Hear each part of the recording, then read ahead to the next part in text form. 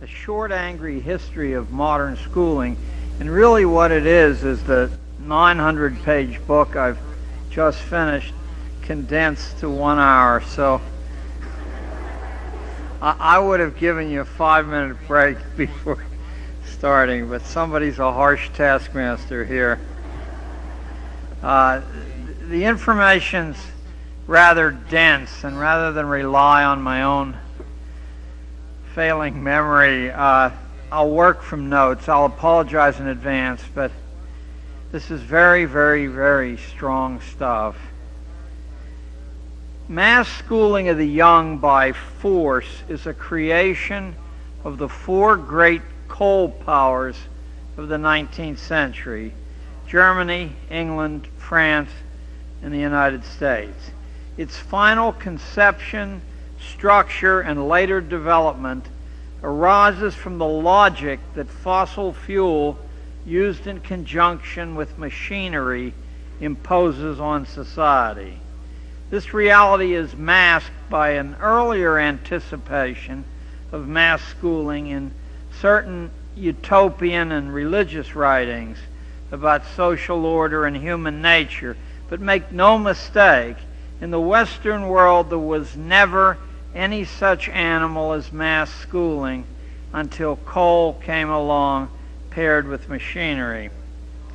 You shouldn't be fooled any more than Charles Francis Adams was when he observed in 1880 that what was being fashioned for children, unfortunate enough to be caught in the proposed school net, which hadn't happened up to then, combined the characteristics of the cotton mill, said Adams, and the railroad with those of a state prison.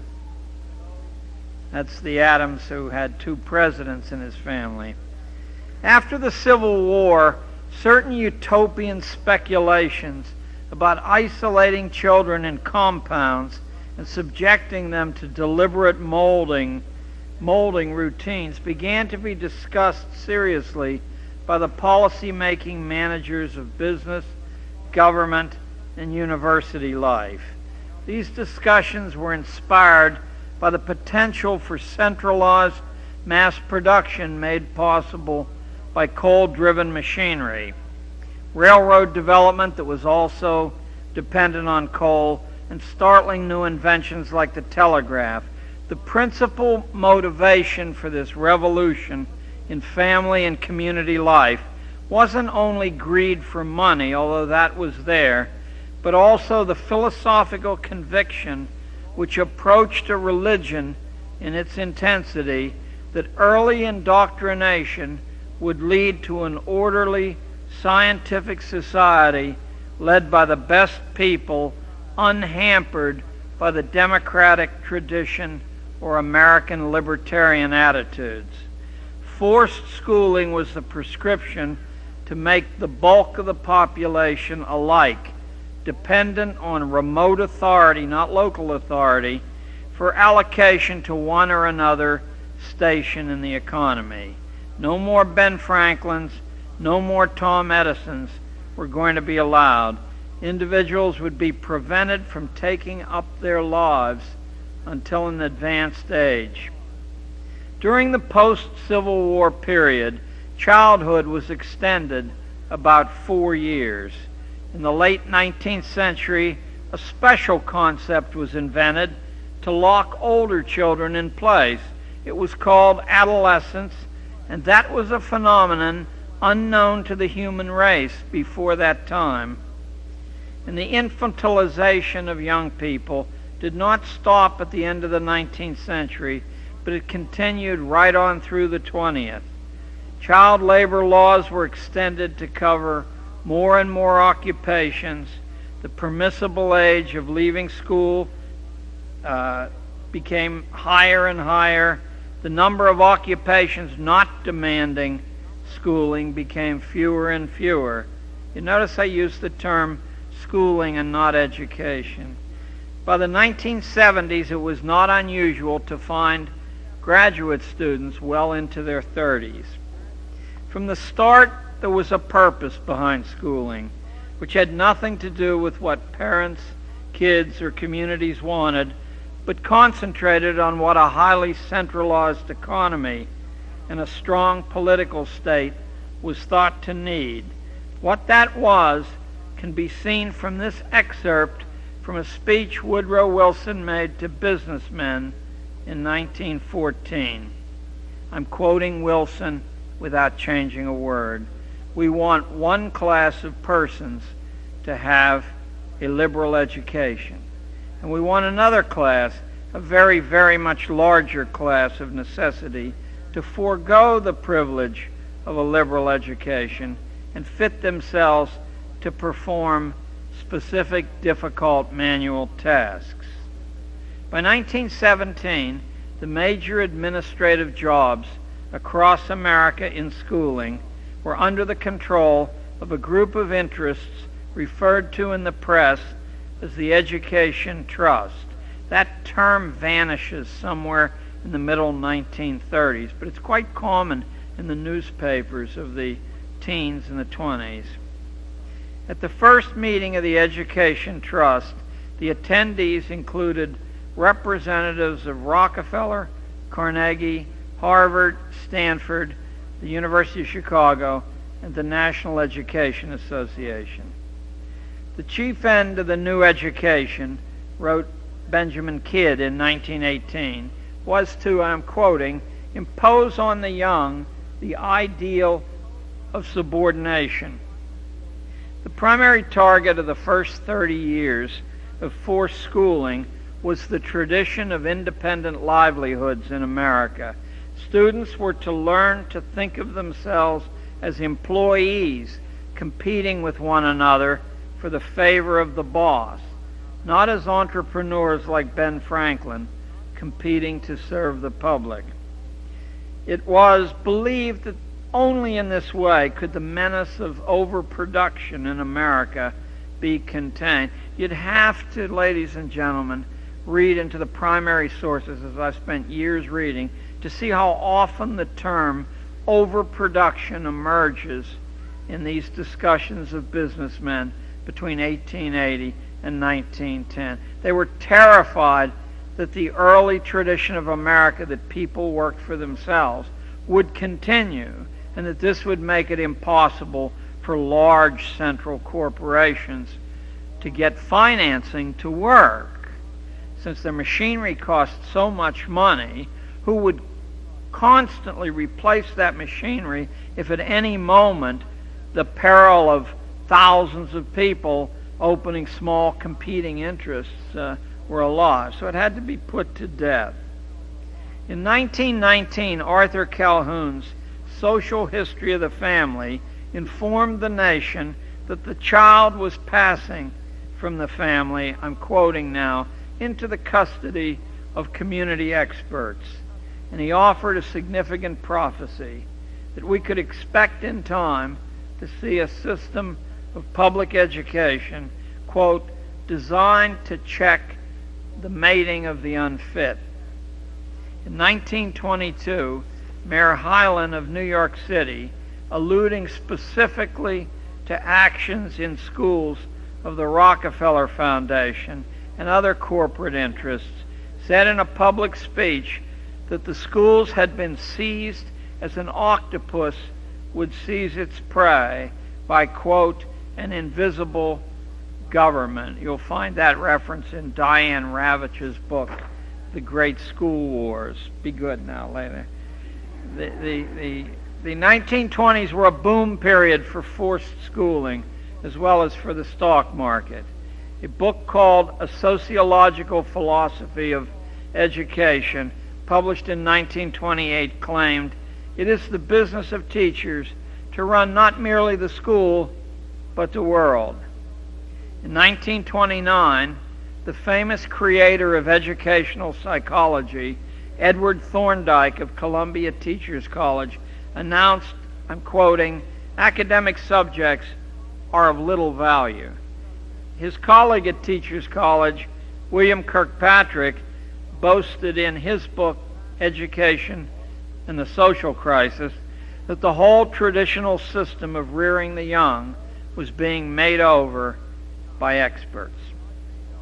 Meanwhile, in the project offices of an important employer of those experts, the Rockefeller Foundation, executives were hearing from its president, Max Mason, on April the 11th, 1933. Don't say that I'm not giving you very specific references that can't be checked. That a comprehensive program was underway to rationalize social control and the control of human behavior. Inspired by the genetic work of an Eastern European scientist, Hermann Muller, at the University of Texas, Rockefeller, Carnegie, and other large private foundations had been investing heavily in genetics. Muller had used X-rays to override genetic law, inducing mutations in fruit flies, and that set off a line of thinking that it might be possible to create life and shape it as you wanted to. Muller preached that planned breeding was necessary to bring mankind progress, and his proposal received enthusiastic endorsement from most of the greatest scientists of the day. He reduced it to a 1,500-word geneticist manifesto, and 22 distinguished American and British biologists signed it. The conscious guidance by the state of human sexual selection is called for, said Muller. What was wanted, he said, was a project of racial hygiene such as the policymakers in Germany were pioneering, a program where eugenics was state policy and where scientific research shaped society.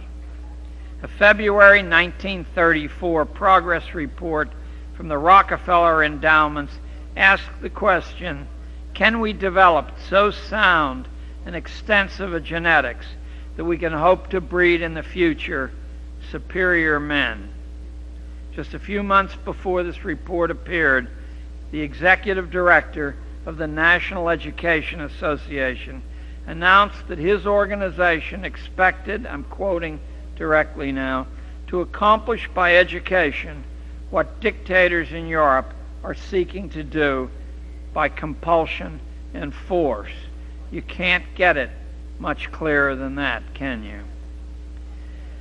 Between 1967 and 1974, teacher training all over the United States was covertly revamped through the coordinated efforts of a small number of private foundations, think tanks, global corporations, universities, and several other interests working through the United States Office of Education and through key state ed departments like those in California or New York. The most important documents in this transformation were three, and I'm going to name them for you. Bloom's Taxonomy of Educational Objectives was the first. An extensive government exercise in futurology called Designing Education for the Future was the second, and the Behavioral Teacher Education Project was the third. That was an enormous manual of over 1,000 pages, which in time impacted on every school in the United States. While other documents exist, these are the most important representatives of the whole. They'll serve to make clear to you what project is underway. And I'll take them one by one. Designing Education, produced by the Federal Education Department, redefined education after the Prussian fashion as, quote, a means to achieve important economic and social goals of a national character. State education agencies would henceforth act as on-site federal enforcers, ensuring compliance of local schools with Washington directives. It proclaimed that each state education department, quote, must be an agent of change. State departments were, quote, to lose their identity as well as their authority in order to form a partnership with the federal government. Now, I think you and I both are aware that what we're talking about here is a form of treason. There is no mention whatsoever in any of the founding documents of this country of federal involvement in education. That's not just an academic thing. It was deliberately kept away from the central political power because of the obvious chance to pervert it if it were handed to the power that controlled the army. The second document, the gigantic Behavioral Teacher Education Project, outlined the teaching reforms to be forced on America after 1967. So we're talking about 31 years ago. If you ever want to hunt this thing down, it bears the U.S. Office of Education contract number, and I can give it to anyone afterwards. I have it here, but I won't bother to read the 44 digits. The document sets out clearly the intention of its creators, nothing less, I'm quoting from the document now, than the impersonal manipulation through schooling of a future America in which few will be able to maintain control over their opinions. An America in which each individual receives at birth a multi-purpose identification number which enables employers and other controllers, that's a direct quote from the document, to keep track of underlings and to expose them to direct or subliminal influence when necessary. Readers learned that chemical experimentation on minors would be normal procedure in the post-1967 world. That is surely a pointed foreshadowing of the massive Ritalin interventions which accompany the practice of forced schooling at present. The Teacher Education Project identified the future as one, I'm quoting again, in which a small elite will control all important matters, one in which participatory democracy will largely disappear. It was your tax money or your fathers and mothers that paid for this document. Children will be made to see through school experience that their classmates, this is a very subtle point, so I'll start that again. Children will be made to see through school experience that their classmates are so irresponsible and inadequate that they must be controlled and regulated for society's good. That's of a category, I think, equivalent to the wag your dog scenario that I think we're going through right now.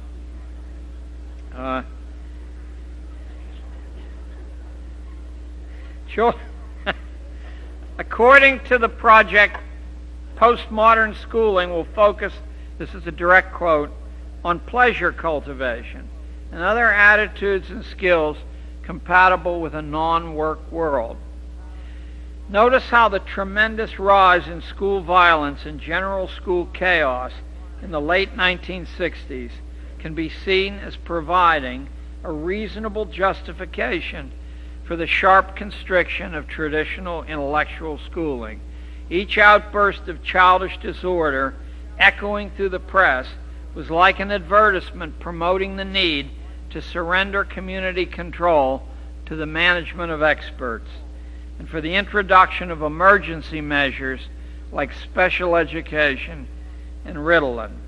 Anyone who taught school during that period in a large city, as I did, will remember how teachers and administrators were suddenly stripped of any effective ability to discipline children by the intervention of outside agencies.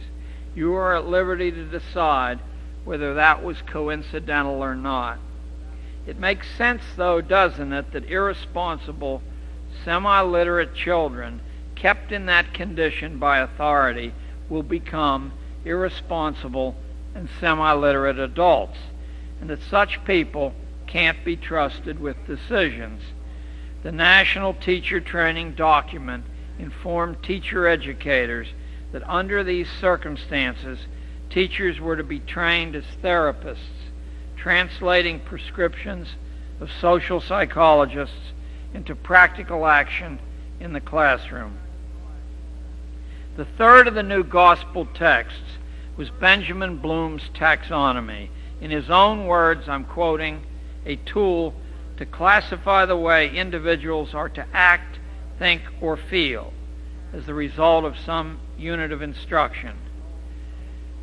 Using the methods of behavioral psychology, children would learn proper thoughts, feelings, and actions, and have their improper attitudes brought from home remediated. In all stages of school manipulation, testing would be essential to locate the child's changing mind on an official rating scale.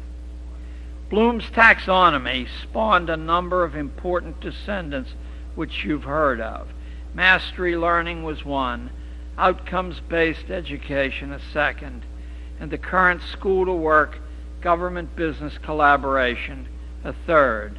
Each was designed to classify individuals for the convenience of social managers and to control the mind and movements of the young. But what was the purpose? Why was this being done? A major piece of the answer can be found by reading between the lines of an article which appeared several months ago in the June 1988 issue of Foreign Affairs. Written by the owner of U.S. News and World Report, the essay praises the American economy and predicts that its lead over Europe and Asia is so psychological in nature that no nation can possibly catch up to us because our workers are unique. Now, unless you believe in master race biology, this advantage can only have come from school training of the American young, in school and out, by indoctrination techniques which produce attitudes useful to management. And what are those attitudes? Folks, would it be possible if we took a 5-minute break? These lights are a little bit bright, and I just need a short rest owing to advanced age. But in 5 minutes, I promise you that I'll answer the question I just asked. Just rest for 5. I bet you need it more than I do.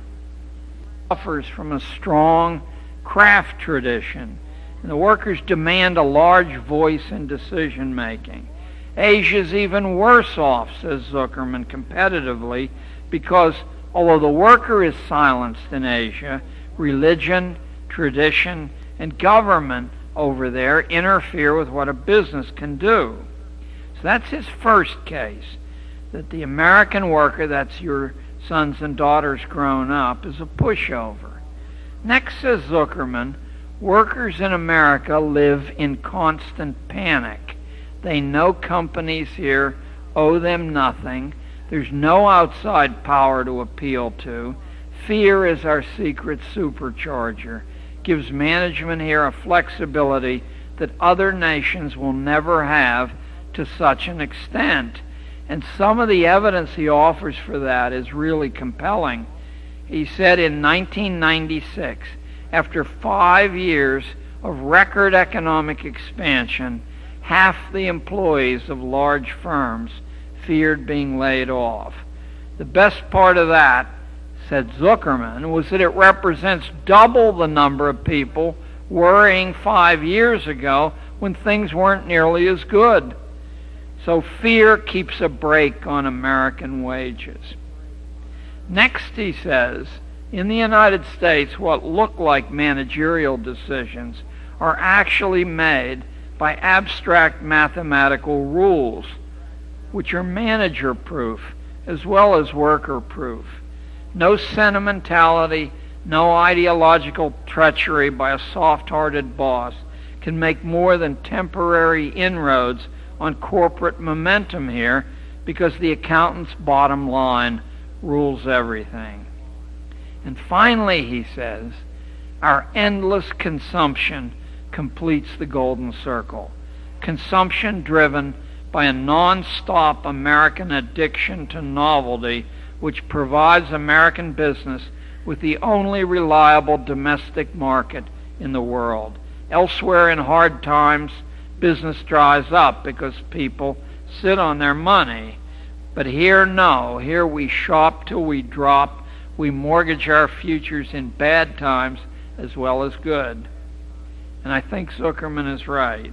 There isn't much doubt that the fantastic wealth of American big business is psychologically and procedurally grounded, and that the training for this mental state and the necessary docility it requires comes from the American classroom. Schools must train individuals to respond as a mass, to be frightened, envious, bored, emotionally needy, and generally incomplete. It's common sense. A successful mass production economy has to have such a clientele. A small business, small farm economy like the Amish have require individual competence, thoughtfulness, compassion, and universal participation. But ours requires a well-managed mass, leveled, spiritless, anxious, familyless, friendless, godless, and obedient, people who believe the difference between Coke and Pepsi is a subject worth arguing about. We need people for this economy who learn that status is purchased, so that when you buy something, you're immediately dissatisfied with it because it's not producing the rush that you expected from the advertising. We need people who learn that others manage our lives, that most people, including our own parents, are ignorant and irrelevant, that God is an obsolete fancy, not worth bothering about, and that ultimate satisfaction comes from official approval. The fantastic wealth of American big business is a direct result of school training. Schools training children to be fearful, bored and addicted to novelty, suspicious of themselves and others, and voiceless in important matters. That's what the bells are for. They say, and now for something different. The secret of American schooling is that it doesn't teach the way children learn, as I think Inga represented well to you, nor are schools supposed to. School has been engineered to serve a particular kind of economy and a strictly layered social order, not to benefit kids and families. That's why it has to be compulsory. The prime directive of schooling is to retard maturity and wholeness. School is the first impression children get of organized society, and like most first impressions, it is the lasting one. The decisive dynamics which make forced schooling poison to healthy human development are easy to spot. And I'll give you a small package of these. The work with which most classrooms engage the child is not significant work. It doesn't satisfy real needs pressing on the individual, doesn't answer real questions that experience raises in the young mind. It doesn't contribute to solving any problem encountered in actual life. The psychological effect of making work external and foreign to individual longings, experience, questions, and problems renders the victim listless. Growth and mastery only come to those who vigorously self-direct. We've known that for thousands of years. If you doubt it, examine the differences between elite education in any century you choose and the direction of common training. I'll be talking a little specifically about this tomorrow morning. Initiating, creating, reflecting, and other things like that, active things, are precisely what the structure of schooling is set up to prevent on one pretext or another. As I watched it happen for 30 years, it takes about 3 years to break most kids. 3 years confined to environments of emotional neediness with nothing real to do. And I must say, Inga, if you're here, you added another dimension to this for me by showing that formula that only 1/3 of the time inside of school. It's like the army, you're actually doing anything at all. In such environments, songs, smiles, bright colors, and cooperative games do the work better than angry words and punishments. Has it ever struck you as odd that the Prussian government, now of course we don't have a nation called Prussia anymore because the nation called Prussia overwhelmed the other 171 German states, and Germany became Prussia, or Greater Germany was Prussia, and we got the two great wars of the century from Prussia. Has it ever struck you as odd that the Prussian government was so sympathetic and helpful to the experiments of Friedrich Froebel, the inventor of kindergarten, and to Heinrich Pestalozzi, who was the inventor of Fun and Games Elementary School? Both those guys were underwritten by the Prussian government. All their assistants were Prussian government agents. It's a little strange to think of the guys with the points on their helmet and all the funny balloons. But there was a method to that madness. The strongest meshes of the school net are totally invisible. Constant bidding for a stranger's attention creates a chemistry whose products are the common characteristics of modern school children: whining, dishonesty, malice, treachery, cruelty. The unceasing competition for official attention. Have you ever seen the little arms go out of the sockets, jumping out of the seat? In the dramatic fishbowl of a classroom delivers cowardly children, little people sunk in chronic boredom, little people with no apparent purpose for being alive. The procedure is identical to that which causes caged rats to develop eccentric mannerisms when they have to press a bar for food on an aperiodic reinforcement schedule, where food is delivered but at random, but the rat doesn't know that.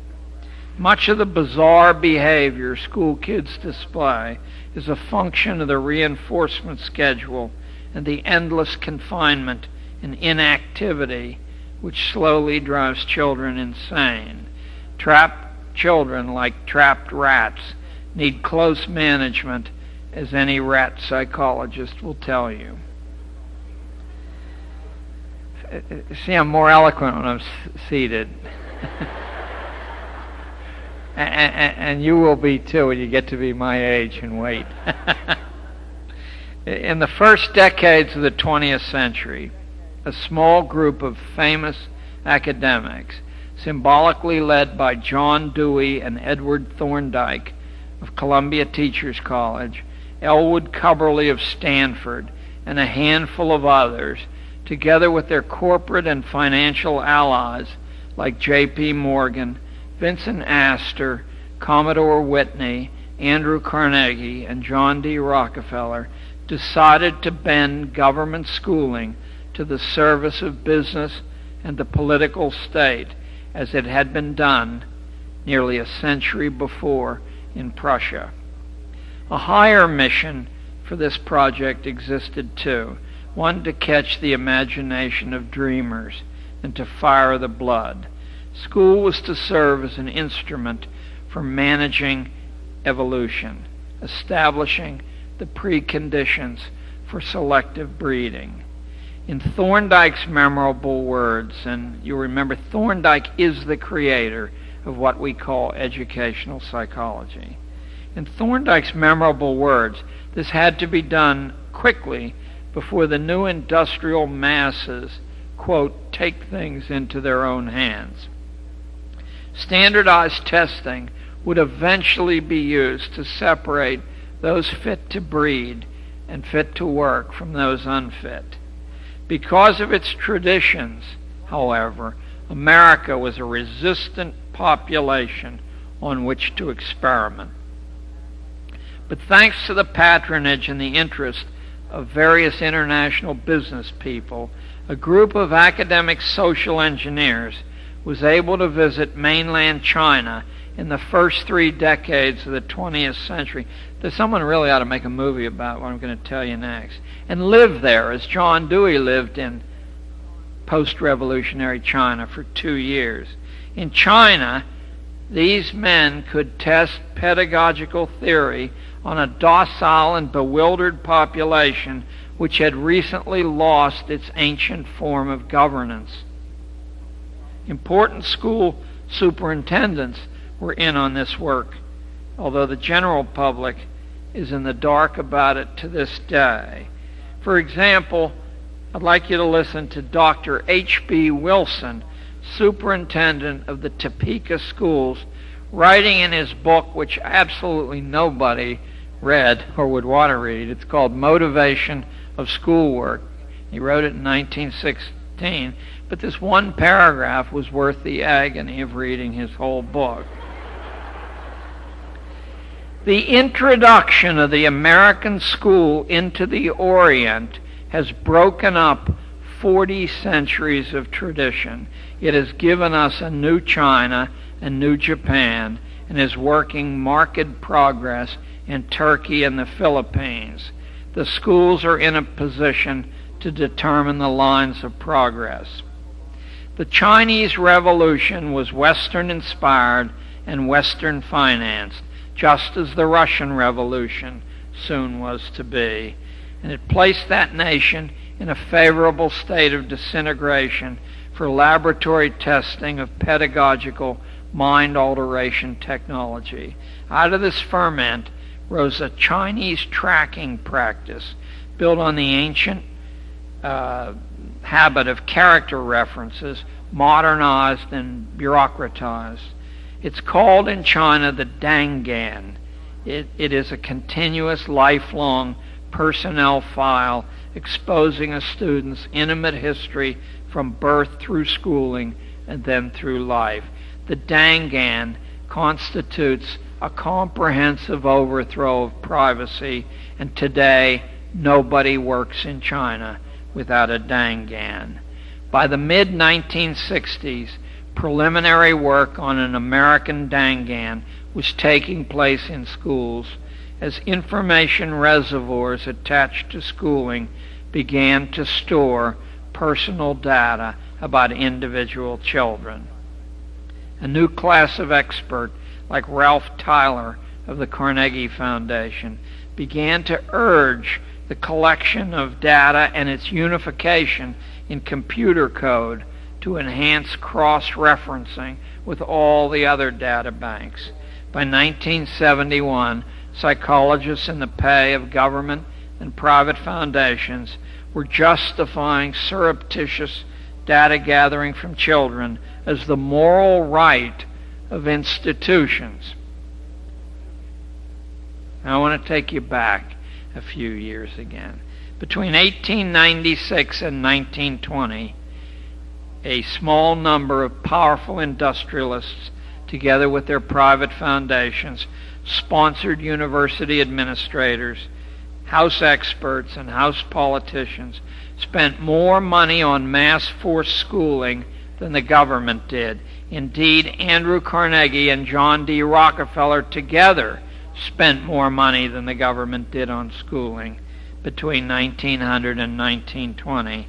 In this laissez-faire fashion, a system of modern schooling was constructed without public participation. I don't blame you if you're a little surprised by this data, but as my publisher was quite surprised by it, and when I demonstrated its validity from the documents of the Carnegie Foundation and the Rockefeller Foundation. There are others as well, but those are major players. They wouldn't allow it to be printed. I said, but it was written, and it's in public domain. They said they didn't want the hassle. If you want to know the motives of this project, you need only read the first public mission statement of Rockefeller's General Education Board that was printed in its first report to well-wishers, issued in 1906. And I'm going to read you the first paragraph, and I guarantee you it's utterly unbelievable, and if you have children, this ought to be as chilling as anything you've heard recently. In our dreams, people yield themselves with perfect docility to our molding hands. The present education conventions of intellectual and character education fade from their minds, and unhampered by tradition, we work our own will upon a grateful and responsive folk. Can you believe people actually wrote this and printed it? We shall not try to make these people or any of their children into philosophers or men of learning or men of science. We have not to raise up from them authors, educators, poets, men of letters. We shall not search for artists, painters, musicians, lawyers, doctors, preachers, politicians, statesmen, of which we have an ample supply. The task is simple. We will organize children and teach them in a perfect way the things their fathers and mothers are doing in an imperfect way. The real purpose of modern schooling was announced by Edward Ross of the University of Wisconsin in the same year that was written. Ross is generally considered one of the three founders of the 20th century discipline called sociology, and in a book bluntly called Social Control, Ross wrote, I'll quote directly, "Plans are underway to replace family, church, and community with propaganda, education," he meant schooling, "and mass media. People," he informed his readers, "are only little plastic lumps of dough." Another insider of modern schooling, H. Goddard, chairman of the psychology department at Princeton, called government schooling in 1920, quote, "the perfect organization of the hive," close quote. Goddard wrote that standardized testing was to cause the lower classes to confront their biological inferiority, sort of like wearing a dunce cap. In time, it would discourage their reproduction. By 1971, the U.S. Office of Education, now deeply committed to gaining access to the private lives and thoughts of children, granted contracts for 7 volumes of so-called change agent studies to the Rand Corporation. Change agent training was launched with federal funding under the Education Professions Development Act. Soon, the Change Agent's Guide to Innovation in Education appeared. Grants were then awarded to colleges for the training of change agents, while 6 more Rand manuals were printed and distributed to teacher training courses. In 1989, a senior director of the Mid-Continent Regional Education Laboratory told the 50 governors of the United States assembled in Kansas City for their annual meeting the following. This is a direct quote. Not a word is changed. "What we're into is the total restructuring of scientific scholarship, specifically the importation of German research university values to America at the end of the 19th century covered the track of what was going on. What American colleges had traditionally thought about college work is that it was about teaching and learning. It was about individual student growth in intellect, but that's not the way the German system worked. What a German research university was about was direct service to corporations and the political state, using students who paid for the right to donate their services free, along with the paid professional academics. In return for demonstrating, a student demonstrating that he or she had trained adequately and was loyal, the German system then reserved jobs and professional licenses for the appropriate graduates. The University of Chicago, Stanford, Johns Hopkins, Columbia Teachers College, MIT, in Cornell, all colleges endowed by great industrialists, together with the state-endowed university movement represented by schools like Michigan or Wisconsin or Ohio State, joined in concert with the old-line aristocratic American colleges like Yale and Dartmouth, who were flag bearers for the English social class theory to provide a new and daring purpose for wealth to aspire to, not just spending your money, not just having big parties, but mastering the secrets of evolution and driving society toward a managed scientific utopia. Indiana University, I've never encountered this piece of information, which I dug up. I had been asked to speak at a conference in San Francisco by the Cato Institute last year called the Bionomics Conference. And there was so many, it was at the Mark Hopkins Hotel. The only reason I went was because I never would have been able to afford to stay at the Mark Hopkins. And I took my cat and smuggled it into the room. We had 4 days of... Anyway, there was so many references at this conference to evolution that I said, what is this cockamamie bionomics? And I started to search and hunt, and I stumbled across it, and you're about to get it now, but you and I and the Bionomics Conference people must be the only people in the world who know this. Indiana University provides a good picture of the strategy developing outside the irrelevant debate conducted in the public press.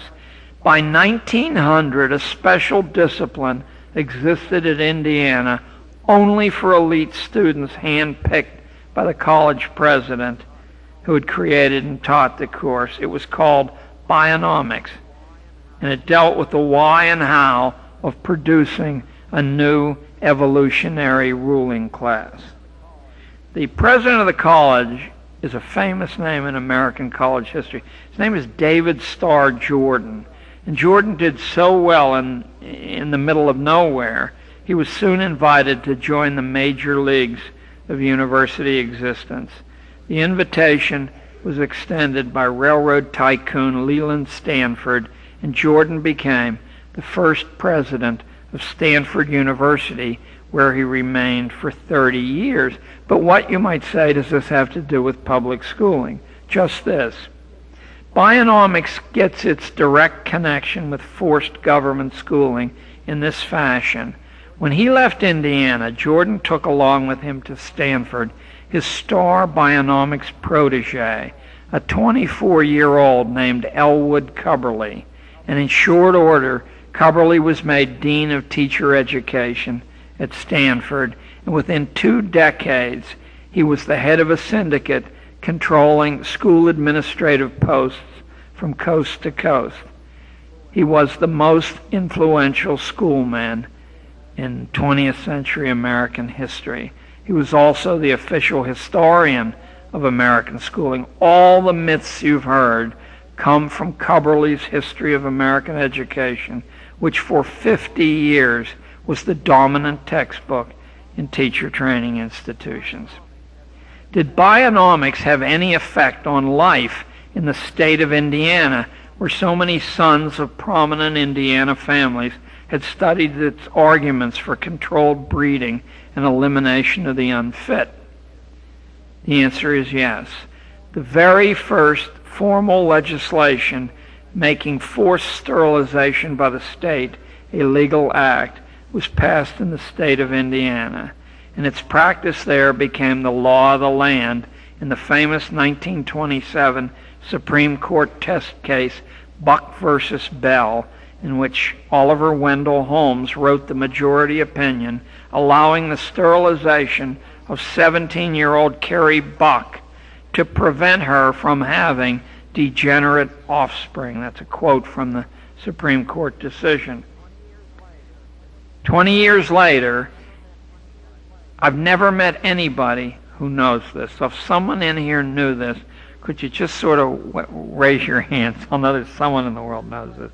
20 years later, after Buck versus Bell, in the trial of the German doctors at Nuremberg after the Second World War, the Nazi physicians testified that their precedents were importantly American ones, and that their name for forced sterilization had been the Indiana procedure. To say this bionomical spirit infected schooling is to say that birds fly. Once you know it's there, the principle is easily tracked. I'm going to track a little bit of it for you so that the groove will be worn, and you'll find that you'll be able to add components to this track very easily, just reading the press and watching television. In 1922, Walter Lippmann's book, Public Opinion, demanded severe restrictions on public debate. Those are Lippmann's words. In light of the enormous number of feeble-minded Americans, said Lippmann, the old ideal of participatory democracy is insane. This theme of scientifically controlled breeding interacted in a complex fashion with the German ideal of a scientific society run by experts and the ideal of the British state religion and political society that God himself had appointed the social classes to create a kind of Darwinian caste-based schooling run at long distance through experts unseen who manipulated hired hands called school teachers and school administrators. And all this was for the ultimate good of the best breeding stock. In 1928, Sigmund Freud's favorite nephew, Edward L. Bernays, who is the creator of the craft that we call today public relations, said in his book Crystallizing Public Opinion that, quote, invisible power is now in control of every aspect of American life. Democracy, said Bernays, is only a front for skillful wire-pulling tricks the new sciences of mental manipulation could place at the disposal of policy people for a price. By 1944, the jettisoning of natural rights resonated through every corner of American academic life. Any academic who expected free money from foundations, corporations, or government would play the scientific management string on his lute. In 1961, the German concept of the political state as a fatherland surfaced in John F. Kennedy's inaugural address, in which his listeners were lectured, "Ask not what your country can do for you, but what you can do for your country." And in 1995, Time magazine, I believe it's the first issue in February, lectured its readers in a cover story that, quote, democracy is in the worst interest of national goals. The modern world is too complex to allow the man or woman in the street to interfere in its management. Now the secret was in the open. The original American Commonwealth ideal had been repudiated by its guardians. In the same year, some of the methodology used to achieve this repudiation was brought to light in a long documentary film, which I'll bet shows around Nashville. It's called Manufacturing Consent. It was about the career of the legendary MIT professor Noam Chomsky, the world's foremost linguistics scholar. But Chomsky's interests haven't been in linguistics for at least 20 years. In the film, Chomsky confirmed a growing popular suspicion that the news you hear is tightly controlled. He showed that all the news in the world pouring through mass channels is under the direction of 23 global corporations which spin propaganda on every side of every issue, thus constricting public imagination wherever important interests are in question. School was an important terminal on a production line to create a utopian world resembling a gigantic Epcot Center, or perhaps the Mother Chautauqua of late 19th century fame, a utopia before its time. There was only one important eugenical limitation on this school-created utopia to come. It wasn't intended for everyone, at the most for 20% of the existing population. And out of Johns Hopkins University in 1996 came this chilling piece of supporting data.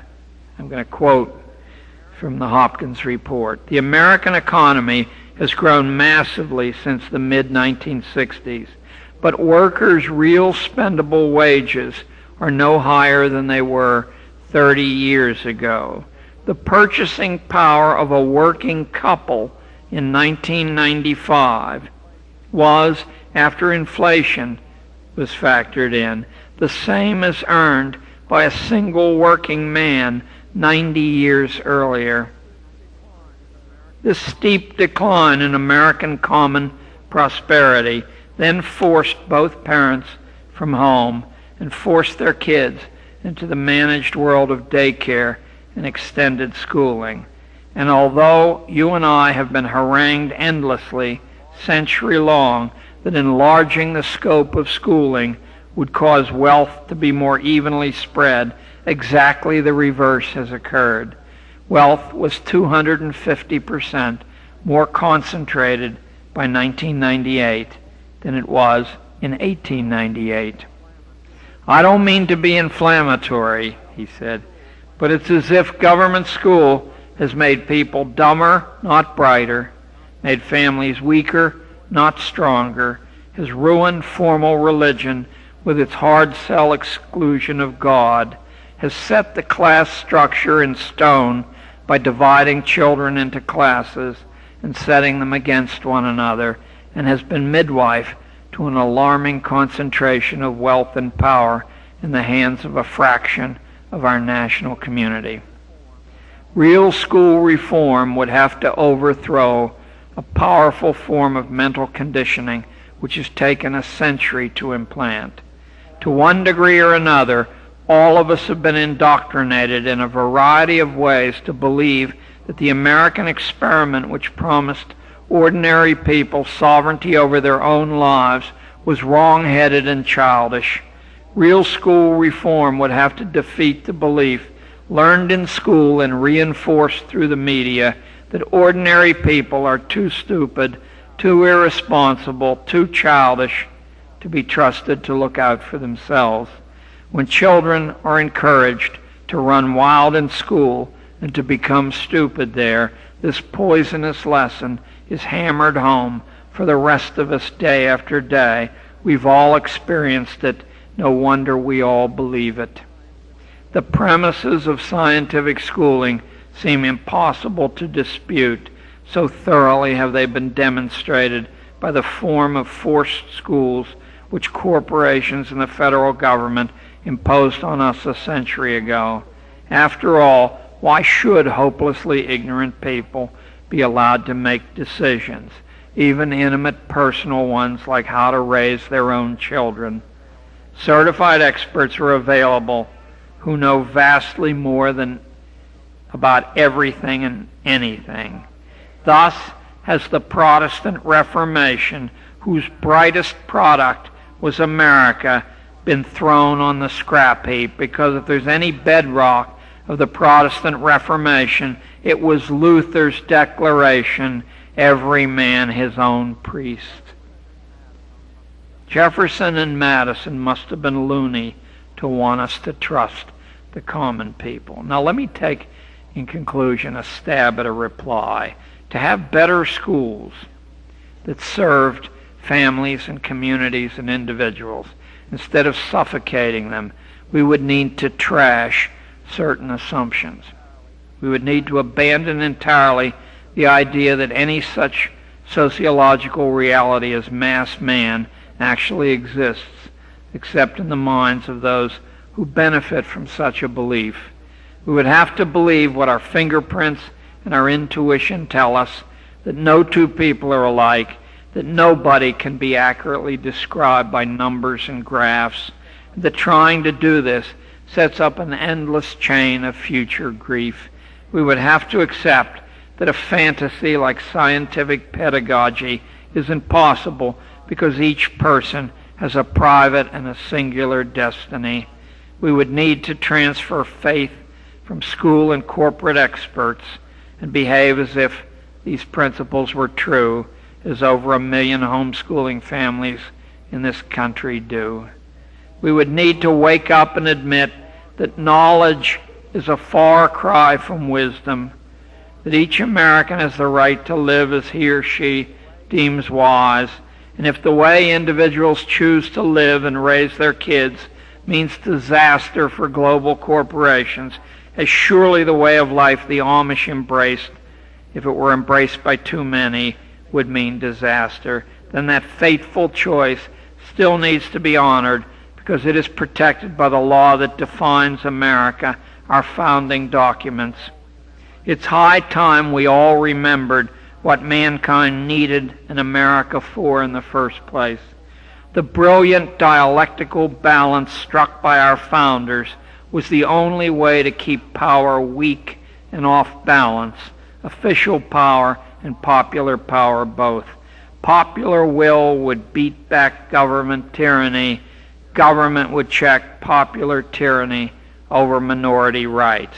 This constant confrontation, this unwinnable war between two flawed collectivizing principles, coercive government and bullying public opinion, will always produce liberty for those who want it. In the stalemate, liberty escapes as long as the argument is kept alive. It's only through enforced consensus, the product of too much and the wrong kind of schooling, that America can fail. America is about argument, about doing things our own way. It is still the only place on the planet where one can publicly oppose authority without being beaten or killed or severely intimidated for that act of free will. The U.S. Supreme Court wrote in the flag-burning case that the only true test of freedom is the right to differ about things that touch the heart of the existing order. And the court was right. That truly is the standard. Let us strike to the heart of this thing then and take back our children from the management engineers. Thank you very much. Thank you very much. Thank you. Thank you. Thank you very much. Thank you. Thank you. Thank you all. Thank you. God bless you all. Thank you.